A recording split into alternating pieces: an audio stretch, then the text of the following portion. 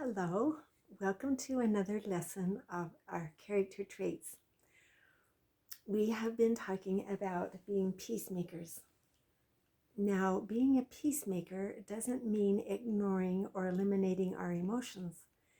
Emotions are part of our lives of being humans. Being angry, frustrated, happy, joyous, determined, all of these things are emotions because we're human, and that's okay.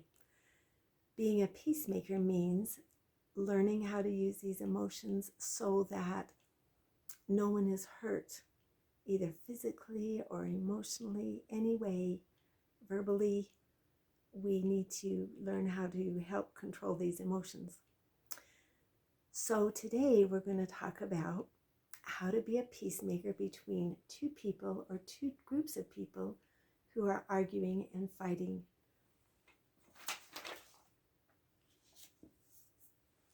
Peacemaker between others. Do you remember the story about Uncle Mike, how the boys were playing football on the football field during recess? And two of the boys were starting to fight. And Uncle Mike, first of all, had to have peace inside of himself. And then he went and just stood between them and quietly waited, didn't say a thing. And then the boys finally diffused and went and played their game. So, first of all, we have to have peace inside of ourselves. But let me teach you a skill. Whenever we think we are competing either in an argument or a game, we think somebody has to win and somebody has to lose. In this situation and in this situation, it's possible to have something called win-win. That's a whole new different idea. Do you remember our story about Holly coming home from school and finding Peyton and Jet arguing over a piece of cake? To them, the idea was which one of them would be able to get the whole piece of cake. But in a win-win situation, Holly took a knife, cut the cake, and gave half to Jet and half to Peyton, and that's both of them won in this situation. They had to compromise. Neither of them were able to have the whole piece of cake. Compromise is when you have to give up some of your ideas, some of your feelings. That's compromising. And that's what happened with the cake. But in the end, both of them won in this situation.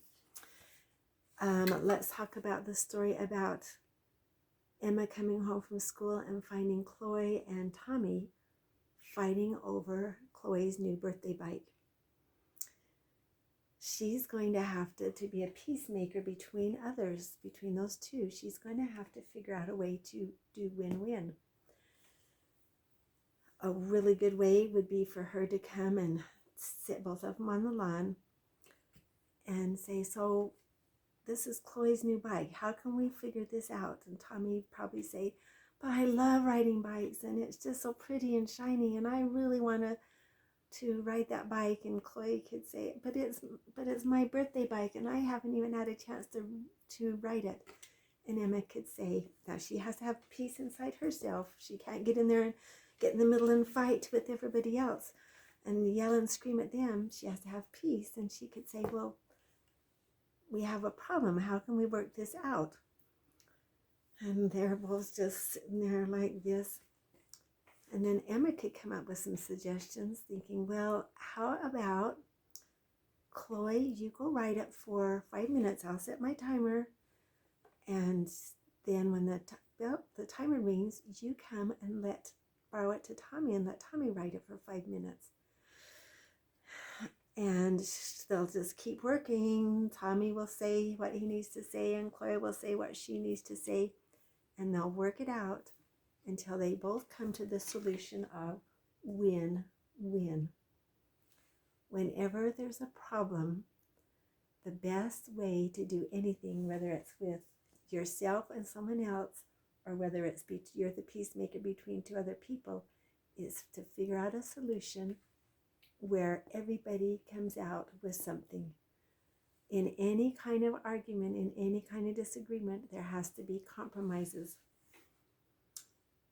When the men were making the Constitution of the United States and declaring independence for America 200 and some years ago, everybody had something that they wanted, but everybody had to compromise. Everybody had to give something up in order so that they could have a free nation.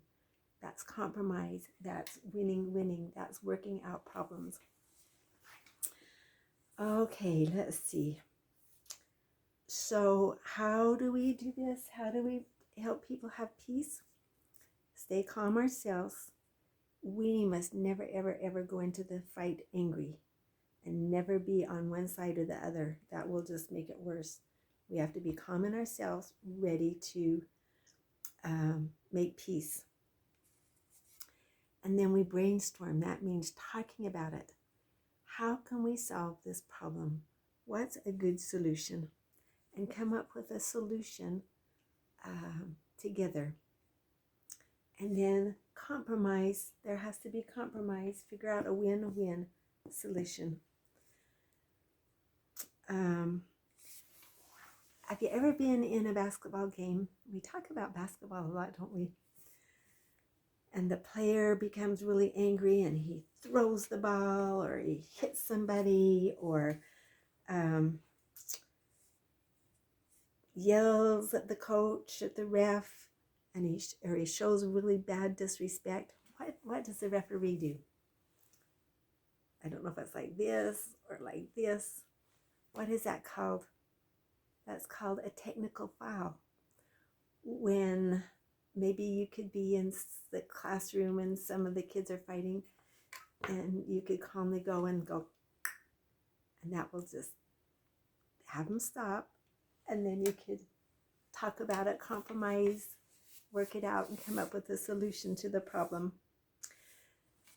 We've talked about Abraham Lincoln when we talked about honesty. He was very, very honest, called Honest Abe, but he was also a peacemaker. He was a master peacemaker.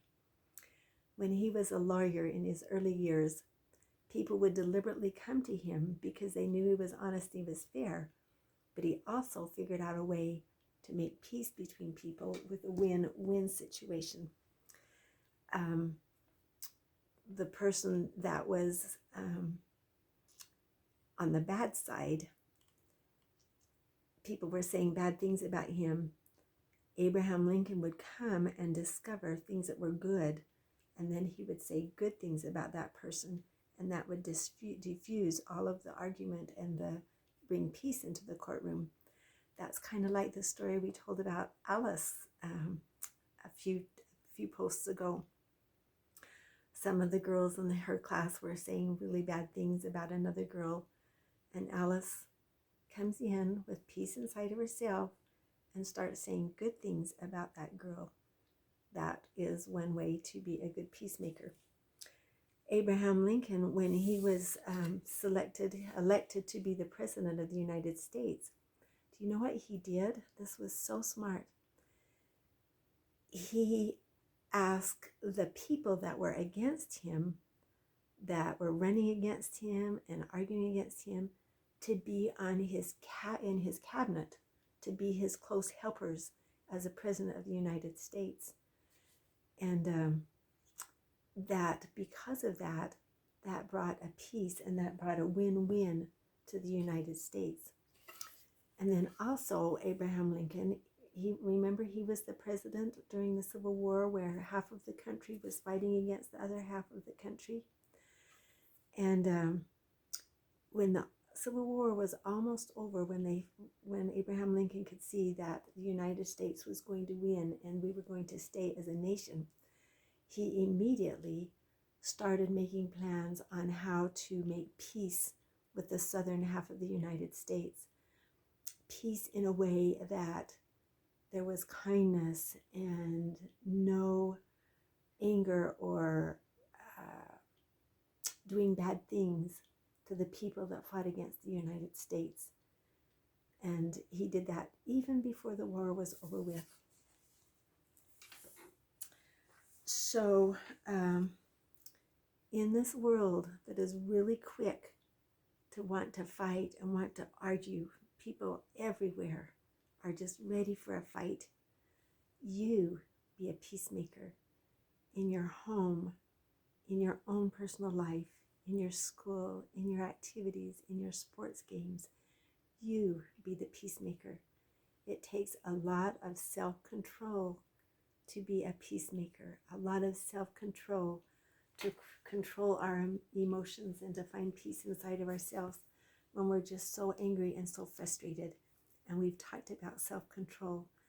Have you noticed, as we've talked about these character traits, that many of them fit together? Honesty fits with self-control. Self-control fits with courage and with being a peacemaker. They all fit together to make us a really good, wonderful, strong character type of person. Always remember how much I love you. Always remember how wonderful you are.